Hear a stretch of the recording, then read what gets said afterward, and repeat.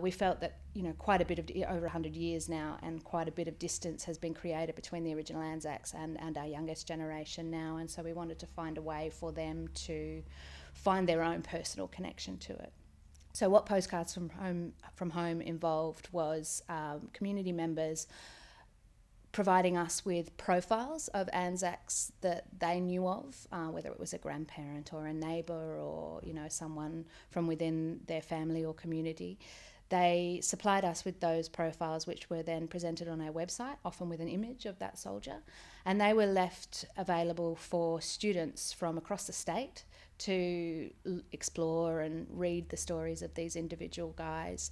And then when they found a story that spoke to them particularly, they were actually able to write a message to that Anzac. I guess it's worth setting up a little bit of the context of why these postcards were so important during a time of war. I think it was really important to keep morale high amongst soldiers, and also to make sure that the public back in Australia and were on board with the war effort.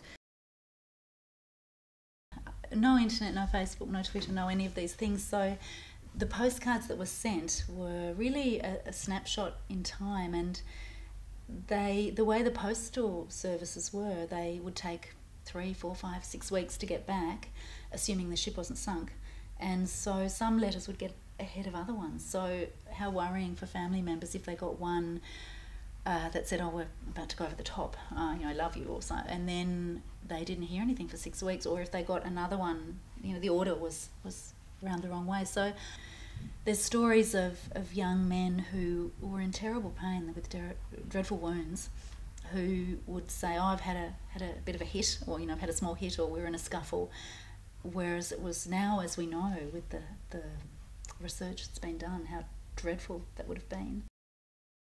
This was an adventure to begin with. Before the sort of horror and the casualties kind of became public, the idea that going off to war was a great adventure. And so the postcards, in one way, were a record of, oh, we're in Egypt.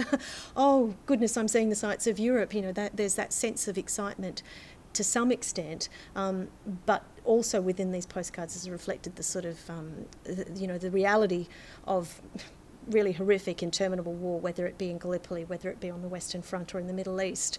That's conveyed also. And so then the more important message behind these postcards is, well, I'm alive, I'm here, send my love to family and to friends, I'm still alive. And that's really, I guess, the key message that's communicated in that really brief way through the postcards.